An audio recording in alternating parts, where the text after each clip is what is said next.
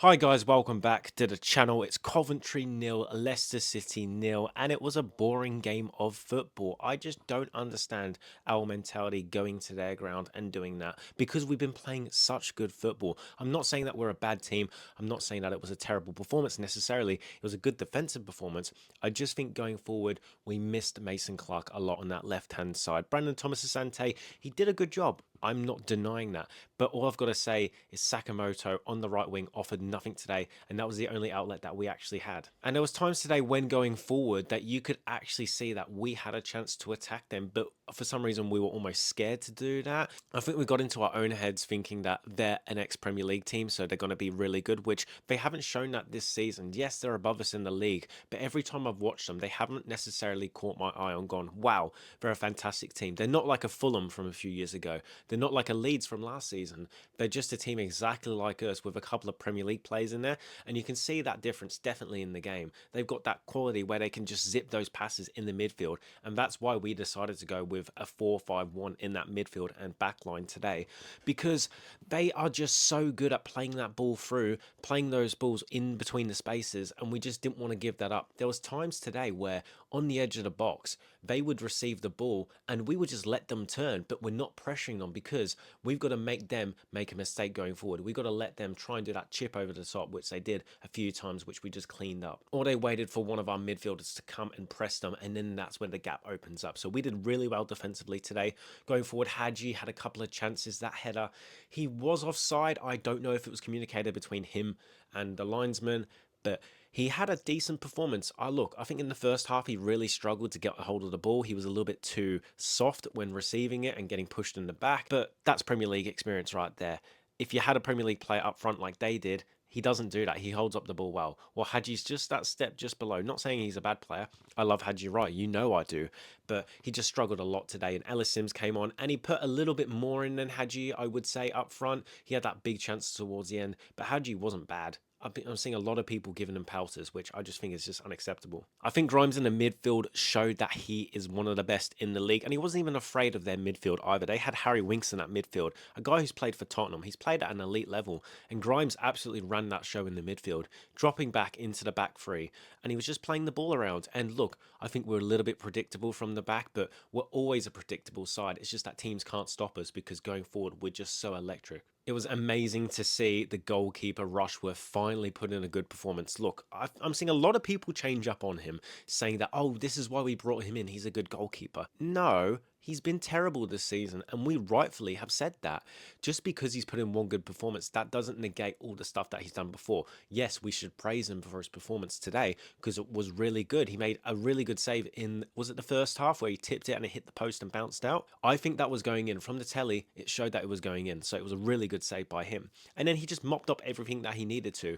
But I think for confidence wise, yes, let's give him the praise. Let's give him the man of match. He deserves it. I'm not saying that. But I think a lot of people are just jumping a little bit too early saying that's why we signed him. I don't think it was a standout performance. I'm not saying that he saved 5 world-class shots.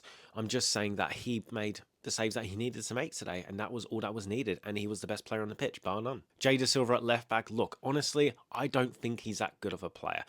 At the end of the season last year, yeah, he put in some good performances. At the start of the season, he has done also. But when you're coming up against those players who cost 12, 13, 14 million, anybody's going to struggle against those type of players, and he was just found out today. And thankfully, the one positive about having Brandon Thomas Asante on that left-hand side for me personally is he came back and defensively worked. Same with Hadji Wright. The strikers and the wingers were working back today, which is what Lampard wants to instill in this team. And under Robbins, you didn't necessarily get that too much. It was kind of more, you do your own thing up top, and defensively, we'll work it out, and then we'll hit on the counter-attack. Well, Lampard wants to bring more of a unity, because sometimes when a striker or a winger isn't having a good game, you need them to put in those performances, coming back and helping out the wingbacks. So like Jay Da Silva, he annoys me because he constantly gets caught out of position. That's obvious. I mean, if you can't see that, then you're not watching football properly. He gets caught out of position a lot, but because he has that pace to recover and get to it, he's usually fine. But today he was found out a lot. And like I said, the winger, he's like 15 million from the Portuguese league. Of course he's going to run terror on that wing, but you just got to be a little bit more smarter as a left back. You need to step up a couple of steps And then if he wants to knock it past you, then you attempt to tackle. Like that one where he got the yellow card for. He just absolutely clattered him. I think what I liked about this performance also, it shows that we can bring it to the big boys. Look, we weren't playing our scintillating football that we have done previously in the league so far this season. It's impressive to see a different style of play and it works effectively. It's basically a low block Lampard did. And yes, we did dominate the ball at times, definitely. And then when going forward, Rodoni had those chances to turn. He had that shot in the second half. It wasn't all defensive and it wasn't necessarily counter-attack. It was just really good low block that they just couldn't break us down. And then when we got the ball, we wanted to dictate tempo, which was the most impressive part about that performance. We just didn't hoof it long. We didn't give it back to them. We weren't sitting back. A lot of Leicester fans will say that to you. They're absolutely wrong.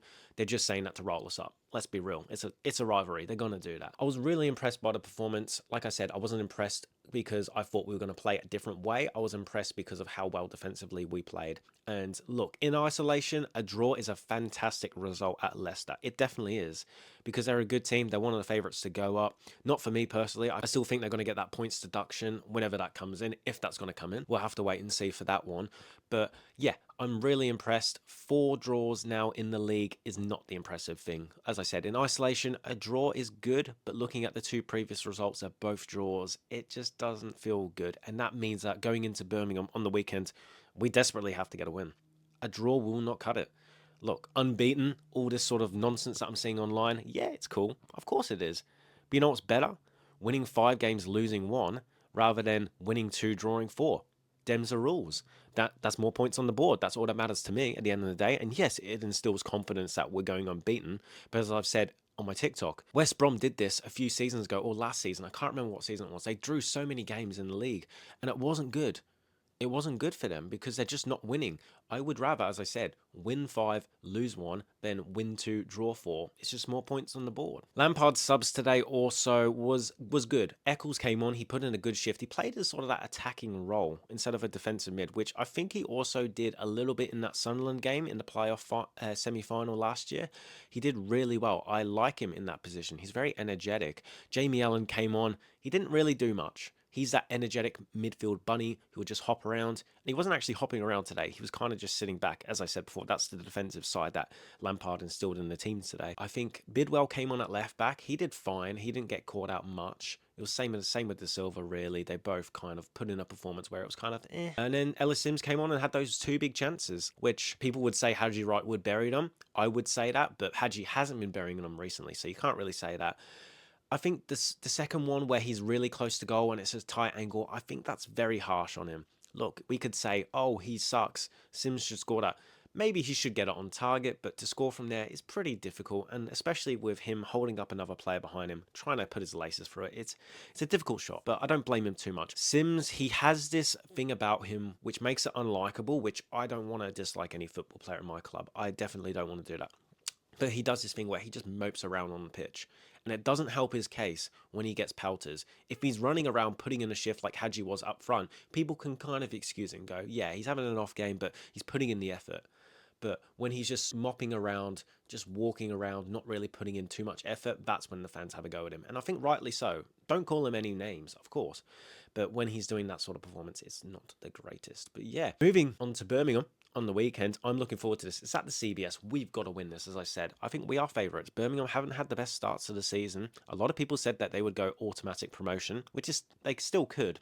But based off their performance, no, I don't believe they are. And I said that pre-season. I think they're a little bit overrated. It's a big step up from League One to the Championship, as Wrexham are finding out also. Same with Charlton. Thankfully, though, for them and the teams that came up, it's a very open league this season. We don't have a Leeds. We don't have a Burnley who are just dominating the league. We've got Stoke at the top. We've got Middlesbrough at the top. So it's anybody's game. I think at the CBS, we should win that. And I'm going to kind of maybe predict a 2-0. 2-1. It may change throughout the week, but yeah, that's my prediction for Birmingham. They have a good team. We have definitely a good team at home. I think the subs is just where it's lacking at the moment. We're seeing that. The squad is very thin. Lampard sent players out on loan, didn't he? Now he's got to live and die by the sword. I don't know if there's anything in their contracts or their loan contracts where we can bring them back. Let me know what you guys think in the comments down below. Do you like this style of video? It's the first one on the YouTube channel for a match reaction. I like it. Let me know what I should do to the setup. Do you like this? Do you not? Let me know. Is the lighting okay? What could I add? Let me know in the comments down below. Subscribe if you're new to the channel. Also, we're going to be doing this every single match. We're going to be reviewing it and talking about my thoughts and feelings of it. So yeah, thanks for watching. I'll see you guys on the next one.